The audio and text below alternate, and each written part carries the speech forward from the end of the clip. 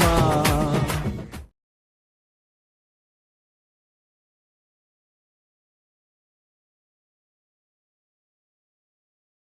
Okay, இந்த video பார்த்தீங்கன்னா ரொம்ப இன்ட்ரெஸ்டிங்காக இருக்கும். வீடியோவை கடைசி ஸ்கிப் பண்ணால் பாருங்கள். வீடியோக்குள்ள போகிற முன்னாடி நீங்கள் நம்ம சேனலை சப்ஸ்கிரைப் பண்ணாமல் இந்த வீடியோ பண்ணுங்கள், சப்ஸ்கிரைப் பண்ணிடுங்க. நீங்கள் ஆல்ரெடி நம்ம சேனலை சப்ஸ்கிரைப் பண்ணியிருந்தீங்கன்னா பக்கத்தில் இருக்க பெல் ஐக்கனை கிளிக் பண்ணி நோட்டிஃபிகேஷன் வந்து ஆல்ல செட் பண்ணிக்கோங்க. நீங்கள் நோட்டிஃபிகேஷன் வந்து ஆல்ல செட் பண்ணிங்கன்னா தான் நான் போகிற வீடியோக்கெல்லாம் நோட்டிஃபிகேஷன் வரும். ஓகே, வீடியோ கடைசி ஸ்கிப் பண்ணால் பாருங்கள். வீடியோக்குள்ள போகிறதுக்கு முன்னாடி நீங்களும் நம்ம இன்ஸ்டாகிராம் பேஜ் வந்து ஃபாலோ பண்ணலாம், மறக்காம ஃபாலோ பண்ணிடுங்க. இன்ஸ்டாகிராம் பேஜோட லிங்க் பார்த்தீங்கன்னா டிஸ்கிரிப்ஷனில் நான் கொடுத்துருக்கேன், செக் பண்ணி பார்த்து ஃபாலோ பண்ணிடுங்க. நெக்ஸ்ட்டு பார்த்தீங்கன்னா நீங்கள் நம்ம டெலகிராம் பேஜில் வந்து ஜாயின் பண்ணலாம், அதுலேயும் மறக்காம ஜாயின் பண்ணிடுங்க. அதோட லிங்க்கும் பார்த்தீங்கன்னா டிஸ்கிரிப்ஷனில் கொடுத்துருக்கேன், செக் பண்ணி பார்த்து அதில் ஜாயின் பண்ணிக்கோங்க.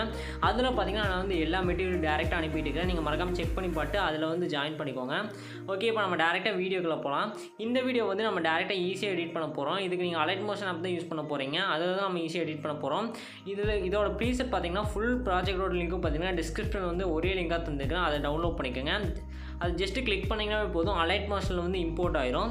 ஜஸ்ட்டு நீங்கள் இதில் இம்போர்ட் பண்ணிட்டு இதில் டேரெக்டாக இமேஜஸ் வந்து 1 by 1 சேஞ்ச் பண்ணிங்கன்னா போதும். அது எப்படி பண்ணுறதுன்னு வீடியோவில் பார்க்கலாம். வீடியோ மட்டும் கடைசி ஸ்கிப் பண்ணால் பாருங்கள். கடைசி ஸ்கிப் பண்ணால் பட்டு இந்த வீடியோவோட ஃபீட்பேக் வந்து மறக்காமல் கமெண்ட் பண்ணுங்கள். நீங்கள் வீடியோட ஃபீட்பேக் கமெண்ட் பண்ணிங்கன்னா தான் அடுத்த வீடியோ போகிறதுக்கு எனக்கு மோட்டிவேஷனாக இருக்கும். ஓகே, இப்போ வந்து வீடியோக்குள்ளே போகலாம். ஓகே, உங்கள் அலைட் மோஷன் ஆப்பில் வந்து இந்த ப்ரீசெட் வந்து இம்போர்ட் பண்ணிக்கோங்க. இம்போர்ட் பண்ணிங்கன்னா இந்த மாதிரி தான் இருக்கும். இதில் ஃபஸ்ட்டு பார்த்தீங்கன்னா ஸ்டார்டிங்லேயே ஒரு இமேஜ் வந்து ஷோ ஆகும். ஜஸ்ட் நம்ம ஃபஸ்ட்டு அந்த இமேஜ் வந்து ரீப்ளேஸ் பண்ண போகிறோம். அதுக்கு நீங்கள் என்ன பண்ணுறீங்கன்னா ஃபஸ்ட்டு கீழே பார்த்தீங்கன்னா எல்லோ கலரில் ஒரு இமேஜ் இருக்கும். ஜஸ்ட் அந்த இமேஜை வந்து ஜஸ்ட் கிளிக் பண்ணிக்கோங்க. கிளிக் பண்ணிங்கன்னா ஃபஸ்ட்டு மேலே பார்த்தீங்கன்னா கலர் அண்ட் ஃபில்னு ஒரு ஆப்ஷன் இருக்கும், அந்த ஆப்ஷனை வந்து செலக்ட் பண்ணிக்கோங்க.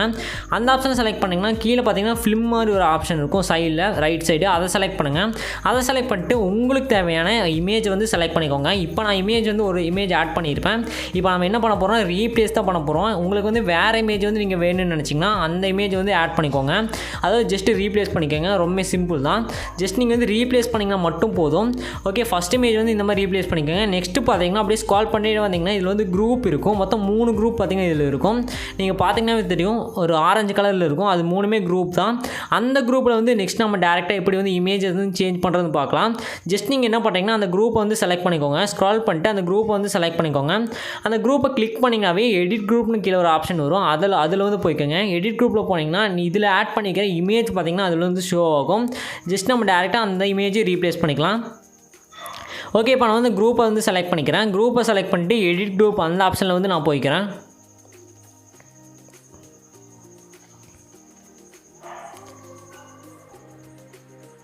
ஓகே, இப்போ வந்து எடிட் குரூப்பில் போனால் கீழே பார்த்தீங்கன்னா ஒரு இமேஜ் இருக்கும், அந்த இமேஜை செலக்ட் பண்ணிட்டு கலர் அண்ட் ஃபில்லில் வந்து போய்க்கோங்க. கலர் அண்ட் ஃபில்லில் போயிட்டு இதில் வந்து ஃபிலிம் மாதிரி ஒரு ஆப்ஷன் இருக்கும் ரைட் சைடு, அந்த ஆப்ஷன் வந்து செலக்ட் பண்ணிட்டு உங்களுக்கு தேவையான இமேஜ் வந்து நீங்கள் வேறு இமேஜ் கூட சேஞ்ச் பண்ணிக்கலாம். இந்த இமேஜை வேணும் அப்படியே விட்டுருங்க. வேறு இமேஜ் சேஞ்ச் பண்ணணும்னு நினச்சிங்கன்னா அந்த ஃபிலிம் ஆப்ஷனில் போயிட்டு வேறு இமேஜ் வந்து நீங்கள் இம்போர்ட் பண்ணிக்கோங்க. இதில் ரொம்ப சிம்பிளாக இந்த மாதிரி தான் நீங்கள் வந்து இம்போர்ட் பண்ணணும்.